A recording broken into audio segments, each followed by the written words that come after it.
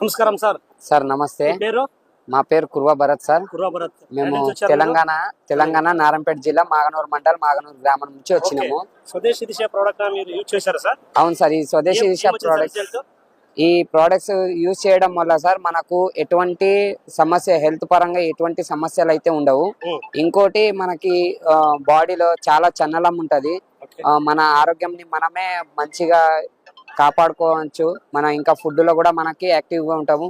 ఇంకా మనము ఏమైనా పని చేయాలంటే కూడా మనకు సుస్తుగా అలాగే ఉండదు, మంచిగా యాక్టివ్ గానే ఉంటాము.